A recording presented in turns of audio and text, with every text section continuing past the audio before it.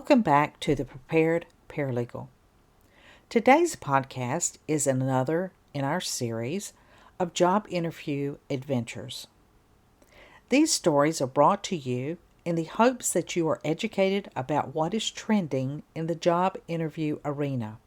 Maybe these stories will inspire you, make you laugh, identify the red flags that are a no-no, or at the very least, keep you from making a huge mistake by accepting a position you will soon regret. Today's episode is entitled The Cucumber Cops. Now, this story actually happened to me personally, and I was so taken aback that I absolutely had to make this a podcast. So, let's begin with our story. It all started with an online application process. Nothing out of the ordinary and typical for today's job market. I was contacted via email for an interview. This has become a trend lately, and I wish employers would stop doing this. It does not take many minutes out of your day to call someone on the phone, even if you have to leave a message. It really makes your business look as if you could care less about who works for you. You just need a body. This would usually be a red flag, and I would stay away from these types of businesses. But it has become so rampant in the job market, it's hard to spot the good from the bad, so to speak. Anyway, an interview was set up, and I arrived 15 minutes early, which is, if you have been listening very long to my podcast, is the minimum time you should arrive for a job interview. I knew the area and had lived in the community, so I was already familiar with the area and didn't have to take the time out to scope out the area. I was previously instructed to park in another business's parking lot instead of their own parking lot, which had many spaces available. Oh well, no biggie, so I parked next door. We'll circle back around to this little episode in just a little bit. The building and property were well kept, but it looked extremely out of place in the small country town in which it resided. I entered the building at the front door, which by the way had no outward sign on the door, and was suddenly engulfed in a small square room that's about 8 by 8 in diameter. On the one side of a wall was a window with a glass, a hole to talk through, and a slot for sending papers through or some such. You know, like the 7-Eleven convenience store or a gas station. Okay, I thought, what's up with this? This is supposed to be a law firm. On another wall was a door with no windows or anything. I literally felt like I had entered some secret depository or a holding cell for the prison. The receptionist behind the glass told me to wait, and she would let the interviewer know I was there. By the way, she never asked me my name, which was very curious to me, because wouldn't she need my name if they were really interviewing people for positions, just simply to keep us, from being confused with one another? So after about 10 excruciating minutes in this tiny capsule, the door buzzed, and I was led into the office and straight into a conference room directly across from this door, where an employee was using part of the conference table as her desk. Also in the room was the interviewer, who was the attorney, and the operations manager, who was basically the office manager. They both remained seated and asked me to sit at the end of the table. Now, one of the things that I noticed is, from being from the South, anyone and everyone knows that if a woman enters a room, usually the men stand up as a gesture of respect. Not this guy. He was laid back in his chair. Anyway, I digress. The interview began like most with the office manager explaining the job, benefits, and such. The attorney kind of sat there, but he did answer my questions on procedures, and we had discussions about future expansion of the business. Then the attorney reminded the office manager about the test. Now, before I go much further, When applying for this position, there was absolutely no mention of a test that would be given during the interview process. I have seen this over and over in the job seeking market, and it stinks. Employers, you must let your interviewees know if there are going to be tests involved on site. Some employers are attaching them to the application process up front. For instance, on Indeed.com, sometimes if an employer wants to know if you are worthy of an interview, they will ask you to complete some task-oriented test before your application is submitted. I think this is also a horrible trend, but it seems to be everlasting. Whatever. Not much the job seeker can do about it, I suppose. Anyway, the test consisted of a typing test, a grammar and punctuation test, and a writing test. The office manager said that I could forego the typing test since I obviously know how to type. Now let me interject here just one more minute. I don't mind being tested. They obviously don't know my skill level, even though I have over 30 years of working experience combined. I understand that they want to hire the best person for the job, but don't insult a person to do a grammar and punctuation test and a writing test with this much experience under their belt. Come on. And so, I was given their little tests and was told I could just leave after I finished. I was also given a stack of stapled papers that she said outlined their benefits more fully, and I could just read that later. This is so rude to a potential employee. Even if you have conducted 100 interviews for just one position, you should never treat a person with this much insignificance. So, after taking their test, I exited the building and made my way home. As I was driving home, I remembered asking when they thought they would be making a decision regarding filling the position.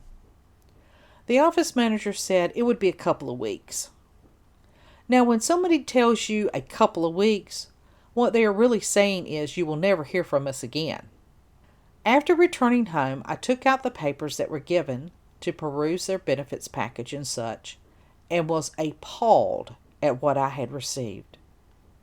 In all the positions I have held through my career, and all the job interviews I have participated in, this was by far the most insulting of my life. This position at this business borders on a human sweatshop. I am not even kidding in the slightest. I was absolutely appalled that my former little town had this going on there. Good grief. In the handout were a list of rules and regulations that the office manager, or rather I should say commandant, had put in place for her workers that dated back more than 15 years. I say her workers because she only addresses the rules and regulations to female workers. Here are some of the rules that employees must follow, and I'm not even kidding. Rule 1. Dress code. All employees must wear conservative clothing. Pantyhose are preferred but optional. If there is a question regarding your outfit, hair accessories, hairstyle, or etc., the office manager must approve it before you come to work. If the office manager thinks you don't look professional enough, you will be sent home. Now, may I remind the listeners, this is a business that has zero client contact. Okay, they push papers. New employees are given a clothing allowance of $225, but all clothing must be approved by management, and all receipts must be submitted in order to receive reimbursement.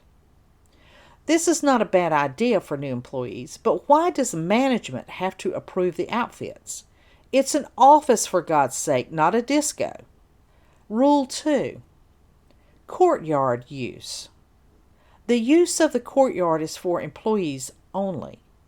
If an employee has a guest for lunch, they are not permitted to use the courtyard for eating. When entering and exiting the courtyard, you must remain off the grass. Walkways are provided. Now, their courtyard was simply a patio table and chairs underneath an awning in the backyard. So it's not like it was a grandiose, spectacle or anything. Rule 3. Talking.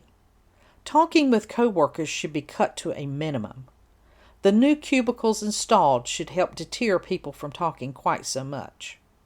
Okay. Number 4. Cubicle use and cleaning. Employees are responsible for cleaning and dusting their desk once per week. Employees are not allowed to have anything on the walls of the cubicle, and decorations will be limited to their desk, with only professional decorations allowed. Nothing is to remain on the floor, including plants. Now, I'm not really sure what management means by professional decorations.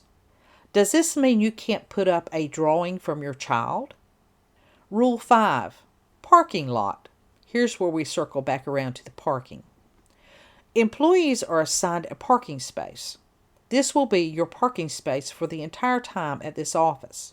Now, I understand that you may want to have assigned parking at a big corporation, but this is in the middle of a podunk little town in the middle of the country. I mean, half the spaces were empty, so why do you have to assign a parking space to people? Does that mean that you don't have any spaces for visitors or for delivery guys? Rule 6. This one's my favorite. Kitchen use. Employees may use the kitchen during breaks and lunch. Employees can grab a snack during other times, but must hurry back to their desk. If the snack involves peeling and cutting up of tomatoes or cucumbers, then that will need to be done during one of the allotted breaks. The same goes for picking up lunch or getting a drink or coffee or snack or anything that will need to be done during one of the breaks. The kitchen can be used to cook during break or lunch. However, the kitchen cannot be used to cook a casserole for a church supper or dinner party that night. If an employee plans to have a guest for lunch, they may not use the kitchen for lunch. They may go elsewhere. So, a lot to talk about in this one little rule. You can't cut up veggies for a snack. You can't have a guest in the kitchen, and you can't have them out on the patio. You can't have anything to drink or eat until your break or lunch, not even a bottle of water. What the hell? This is absolutely the cucumber and tomato police. I could go on and on and on with the rules and regulations from this business. The handout is 8 pages, single space, and has a lot more. I have worked in a lot of businesses and industries and all sorts of things. I have never seen the degree of micromanaging in my life. Wow. Needless to say, I'm not looking for a call from this business for a position. Some people are obviously okay with this dictatorship, but I just don't think it's worth it. It will sap your soul and your will to live. You will be miserable going to work every day at this place, being constantly scrutinized personally and professionally. I kind of feel sorry for the employees that are already calling this place their work home, because it is nothing in the world but a sweatshop. Well, what lessons have we learned about this one? I have to admit, it really surprised me. It is definitely a job interview for the books, and I will most definitely never forget it. You can't tell the appearance, the outward appearance, by the inner appearance of a business. You just never know until you go to that interview and you get more information. If you arrive at your interview and are shuffled right into a room, beware. The business is trying to hide something from you. Always check these businesses out before accepting the position, and always listen to your gut instincts. That is Mother Nature, God, or whomever you pray to, trying to warn you. So listen to it. Well, that's enough of my 2 cents. Until next time, this is the Prepared Paralegal reminding you to continue to learn and grow.